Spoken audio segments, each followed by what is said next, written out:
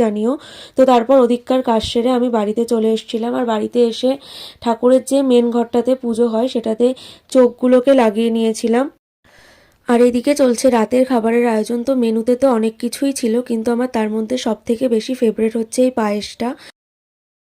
আর এইবার যেহেতু অমাবস্যা অনেকটা তাড়াতাড়ি পড়েছিল, তো দুপুরই মা, মামি, বড় মা সবাই মিলে পুজোর সমস্ত গোছগাছ শুরু করে দিয়েছিল। তারপর সবাই রেডি হয়ে চলে এসেছি ঠাকুর নিতে, আর এদিকে মা বাবা সবাই বরণ করে নিল।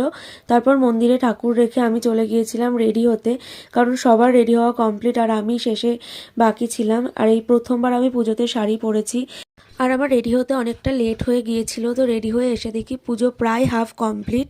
তো তারপরে এখানে সমস্ত প্রদীপ জ্বালানো যা যা রিচুয়ালস থাকে সব কিছু করে তো এইভাবেই আমার পুজোর দিনটা কাটলো। যদি আমার ভিডিওগুলো তোমাদের ভালো লাগে প্লিজ আমার চ্যানেলটাকে সাবস্ক্রাইব করে দিও। বাই।